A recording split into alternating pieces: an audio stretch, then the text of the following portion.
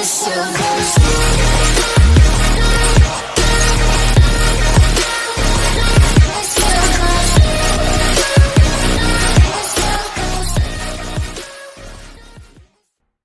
back, Reluctant Preppers. We have a first-time visitor today. Rich Munson is the CEO and a member of the board as a director for Sand Spring Resources in the gold mining industry. Rich, thanks for joining us this first time on Reluctant Preppers. Very pleased to be here. Thank you.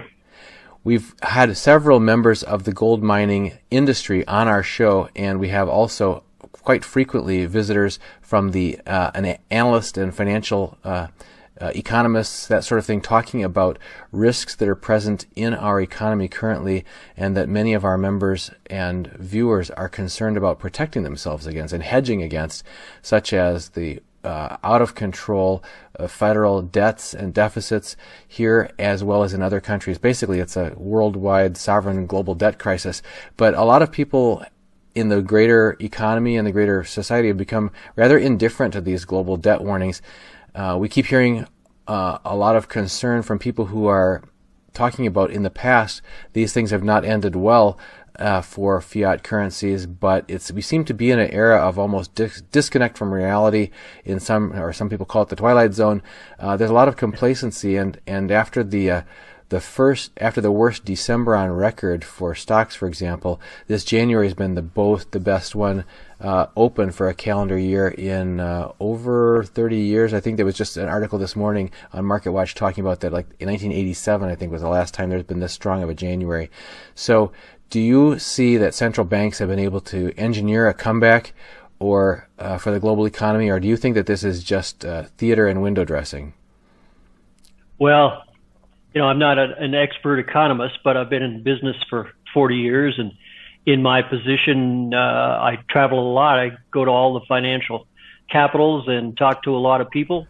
I try to listen more than talk, and I think the central banks have deferred some problems, but the way they've been doing it and the extent to which they have done it creates this monster out there, as you're saying, and the United States with the size of deficit it has, and we operate in South America, and the little country we're in, Guyana, it doesn't have much debt, but gosh, you travel a couple hundred miles to the south to Brazil and look at that situation. Travel a little farther south and see Argentina. Wow, it just is, I guess maybe because I'm out in all of these areas and see the people, trying to understand what's going on locally, see how the people are struggling in their respective economies outside the North American ones. It's very scary, Dunnigan. I've likened it to a perfect storm. We've got this debt, and who's going to be able to service it? And if the U.S. dollar stays strong, these emerging economies are in very big trouble.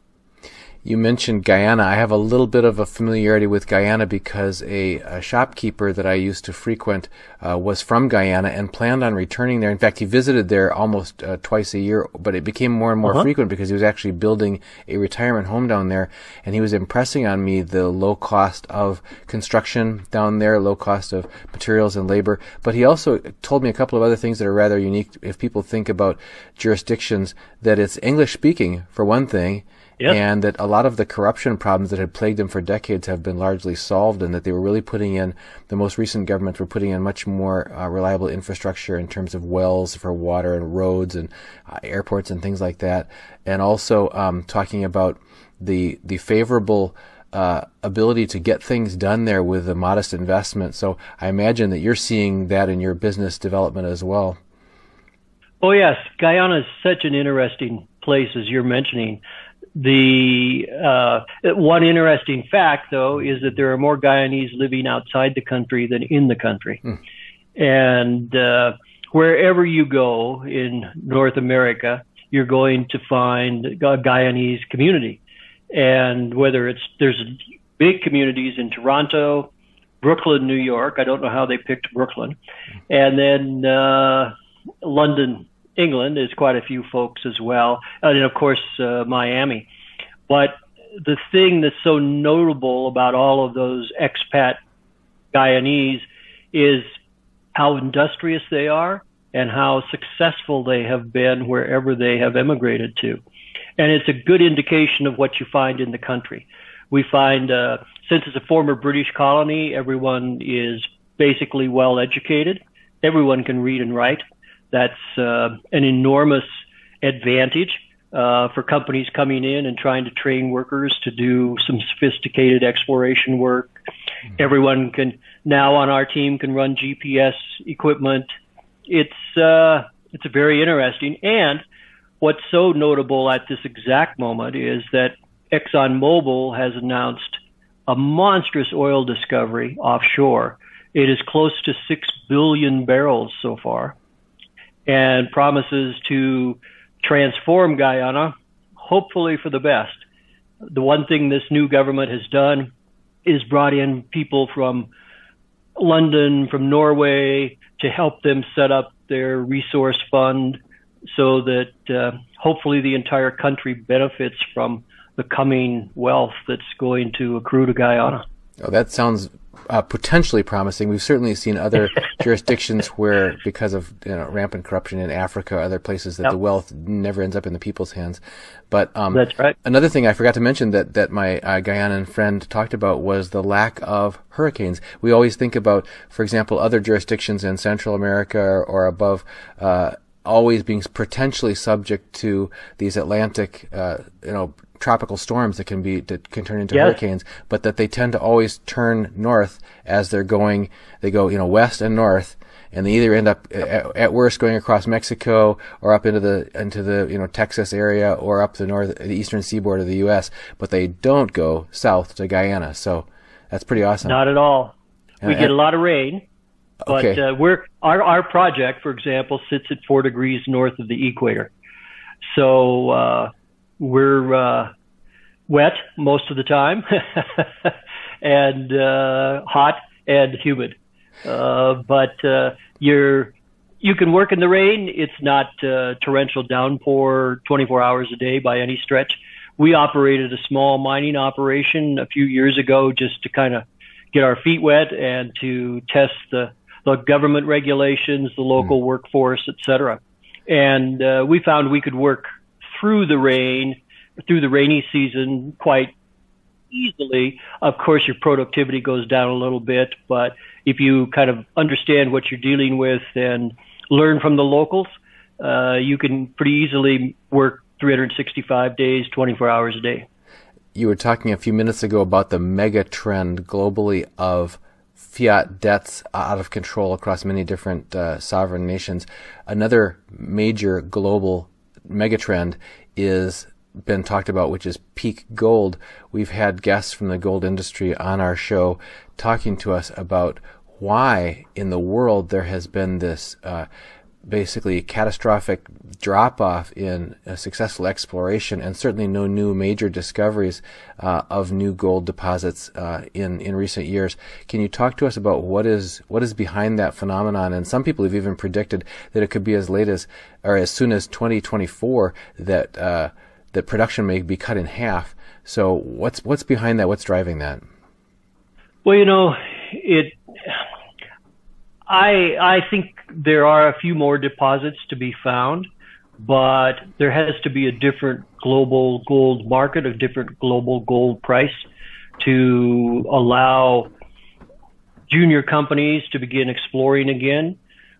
The recent merger, Goldcorp Newmont, the chairman of Goldcorp has been one of the loudest voices talking about peak gold, and Newmont itself projects a decline of production.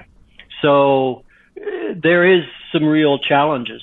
What's really happened is when we hit the last gold downturn, all of the major companies uniformly across the board cut their exploration programs and their exploration staff. It was kind of the low-hanging fruit, if you will, in their cost-cutting efforts. So there's no pipeline of projects like historically there had been. And at the same time, if you look back, most of the major discoveries are made by junior companies. They're the ones that have kind of got the courage to go out there and get their hands dirty, and that's where the Canadian stock market has funded a lot of those companies. The junior explorers were able to raise money in Toronto, Vancouver, etc. Well, that dried up too during this last stream or gold downturn that we had. Sure. Yeah, and the juniors couldn't raise any money either. So, and then another factor is that it's been pretty well documented, I think, without anybody disagreeing, that from the day I announce a major discovery to the day I get it into production, it takes 12 to 15 years. So because of the lack of exploration, the lack of opportunity, and the timeline that is required to develop a gold deposit, we are going to see declining production. We're going to see the majors, maybe it'll be a continuing consolidation at the top. I'm not sure that's a very effective way to do it. I think the majors have done better when they go out and acquire single project companies, because they know exactly what they're getting and there's no baggage that comes along with it. So I think it's a real issue, and it's going to have to be addressed, because I don't think the world's going to stop wanting to buy gold. You mentioned in passing there the merger of Newmont buying Goldcorp. We've also recently seen the merger of Barrick and Randgold. So what is behind these large cap producers merging? What's driving that? Well, the Randgold Barrick merger, to me, makes a lot of sense on a whole bunch of fronts. Barrick has done a really good job over the last few years cutting a significant part of its debt, and it's become a really low-cost producer, maybe the lowest cost producer among the majors. I haven't done that analysis, but they've got to be in there somewhere. And Randgold's always been kind of a darling of the market, and deservedly so. The CEO there has done an excellent job throughout the downturns and the cycles that have occurred and kept that company moving forward. He's bringing some management expertise for Barrick's African assets, which I think they could use. And so that's a merger that makes sense on a lot of fronts. The Goldcorp Newmont, I think that's a win-win for Newmont. They have shown a declining production curve. They're getting Goldcorp at a pretty cheap price, and Goldcorp is showing an increase in production over time. So, but I think that Goldcorp also sees that, we've got some issues this year. 2018, they showed up with a significant miss on total production for the year.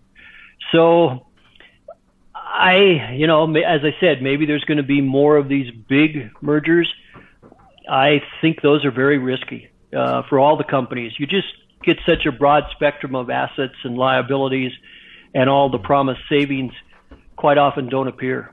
Do you feel that those mergers are not only risky for the companies, but do you feel that they're anything positive about them for the industry in general? I guess I struggle to see how that is positive for other than the companies and the investment banking firms and the law firms. I think those are the list of beneficiaries. So you founded and are the CEO of a junior mining company, and gold stocks have been really under a lot of pressure for the past 8 years. As anybody who purchased and holding, a lot of our viewers are holders of physical precious metals, silver and gold, and are also many of them underwater or just treading water for the past almost a decade. We saw one brief relief rally in 2016, but it didn't hold, and then we've broken down below those lows to new lows again. It's been a very lengthy and brutal bear market, or at least a long bear portion of what could be considered a secular bull market in precious metals. Can these miners stay afloat much longer in this environment? It's very difficult, and it has been difficult. I look back we started this as a private group way back in 1999, looking at this project, developing it, and we took it up to a level of 3 million ounce resource in 2009, early 2009. Realized that as a private group we couldn't keep going. We needed another source of capital. We had about 25 million US in it at that point in time as a private group, and that was pretty much as far as we were going to go. And we went public at a tough time, the end of 2009, but then things turned quickly. We became a little bit of a darling, raised $70 to $100 million over the course of 11, 12, and into 13. Grew the resource from 3 million ounces to close to 10. And I, being as naive as I was, when the market started to change, I thought, well, the market won't turn its back on 10 million ounces. And boy, I was 100% wrong, because by the end of 2014, I couldn't even get people to take my calls, let alone invest. And in 2015, I was drawing down on my home equity line of credit on the house here in Colorado to keep Sandspring alive. And so, we had an investor come along in late 2015 who helped me arrange things so I got repaid, and all things ended well.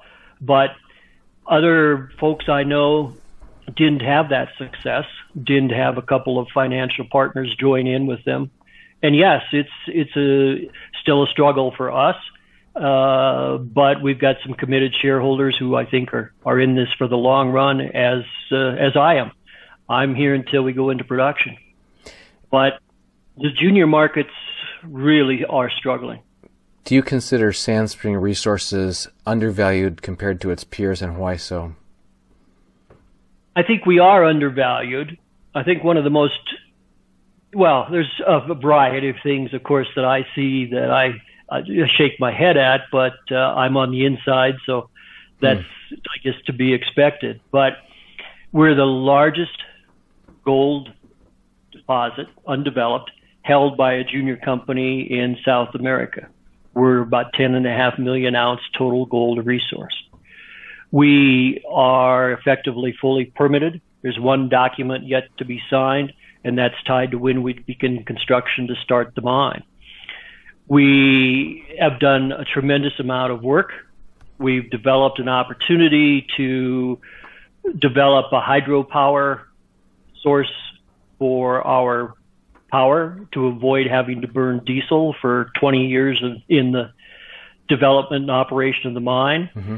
That hydro development can save us $500 million of operating cost. That was the other thing my friend told me about Guyana, was the plentiful number of rivers that flow down from the high grounds down to the ocean. They said they're not only plentiful, but they're beautiful as well. So, yeah. Oh yes, they're amazing. And just not to drive back too far here, but one of the first times I was there, I was standing on the edge of the Essequibo River, which is the biggest one in the country.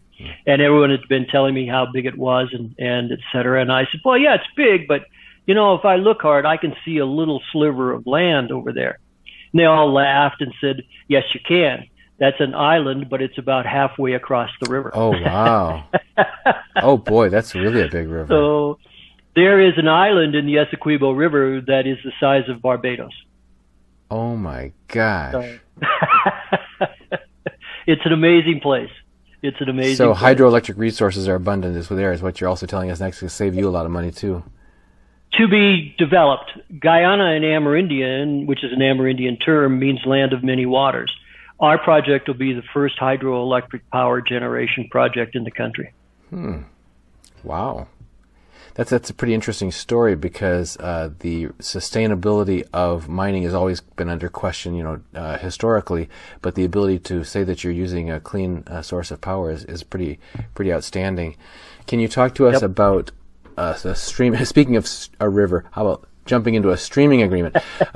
You have a strong shareholder base. You mentioned this long history starting from a private group and now broadening that out to other newer investors. But what is this streaming agreement you have with WPM, and why is it unique, and how does it benefit you? Well, Wheaton Precious Metals is one of, I would say, the big three companies in the precious metals streaming business. And the unique thing about Wheaton is that they're the only company in the sector that has built a very impressive in-house due diligence team of engineers, geologists, economic analysts, environmental experts, and they are known in the industry as doing a tremendous amount of due diligence. And it takes them months to decide to get into a project because they tear all of the models down and rebuild them themselves. We had published a pre-feasibility study in April of 2013, and it gained Wheaton's attention. And so we started talking to them. They took that pre-feasibility study and broke it down into first principles.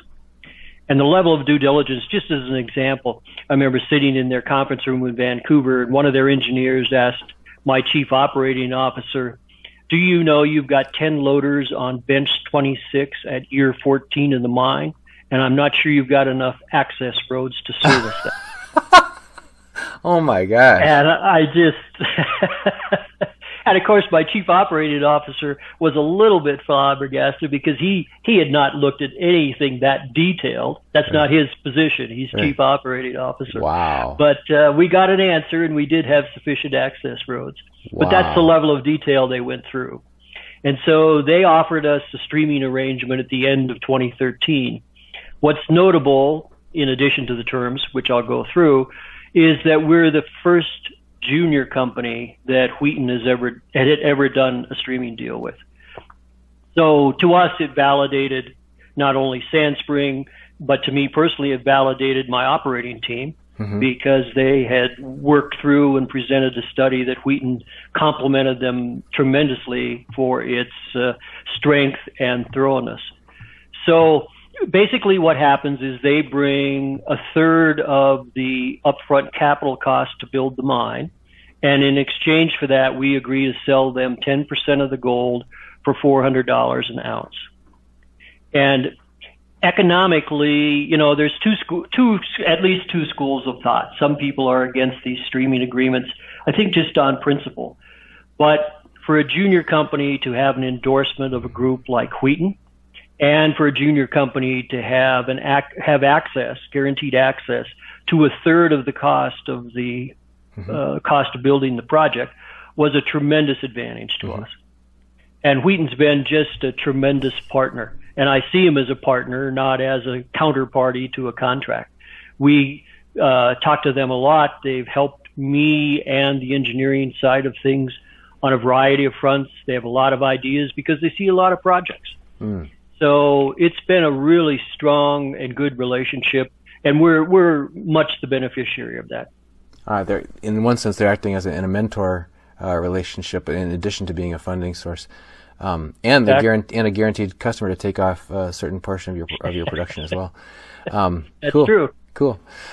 So currently, gold's trading around just below 1,300 an ounce on the retail market, and after we mentioned earlier this grueling bear period we've been in for 8 years or so, whatever, but the last 5 months or so since August has been relatively strong for the precious metals, up percentage-wise since that bottom in August.